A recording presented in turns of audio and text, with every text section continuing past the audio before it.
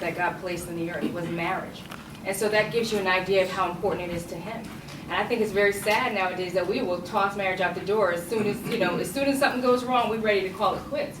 There are so many benefits, it seems, out there for people who are divorced. And even in the industry of television, they are magnifying what it's like, the experience to be a single housewife or, divorced and collecting alimony. So we, at Couples Academy, want you to understand the value of marriage, your purpose in marriage, and fulfill your family vision. The one that you created when you first got married, that thing that you were so passionate about and excited about, we want to bring those things back together and help you get to that place. Now, the reality is that, anybody ever heard of the 80-20 rule?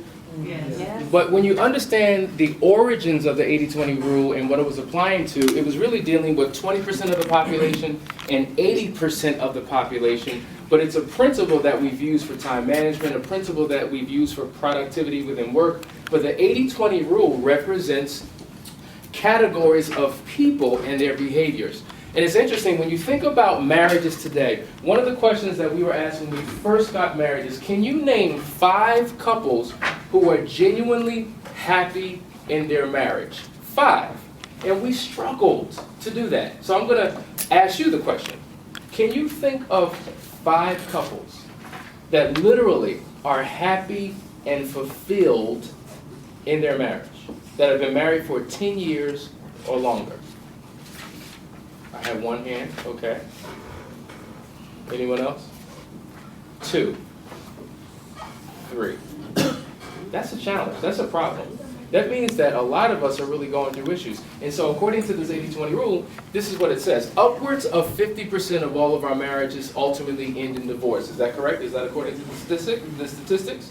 Up to 50%. Now, of those who remain married, okay, it is said that after a course of time, they go through what is called an emotional divorce.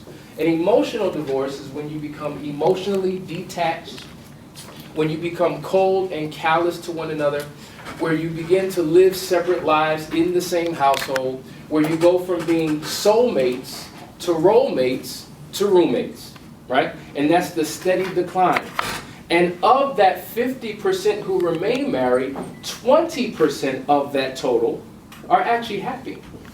Right? So if you take the 50% who are divorced, and the other 30% who are emotionally divorced, you wind up with 20% who are actually happy. So the question is, do you want to be a part of the 80% who are either divorced and emotionally divorced, or part of the 20%? That's not a rhetorical question. You want to be part of the 20%. And so what we're prepared to do throughout the course of the day is deal with these relevant issues that will place you on the path of fulfillment. Yeah, we want you to get in the mindset of fighting for your marriage, because in life, you have to fight for everything, right? So, you fought, if you're educated, you fought to get through college and get educated, right? Even coming up in your family, there are certain dynamics in your relationship that you fought through, and that got you to where you are now.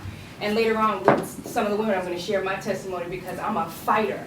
And so when Hasani and I got married, and we started going through all kinds of drama and issues, I was just like, man, this really is bad. We really can't find anybody 360 degrees around us that's happy.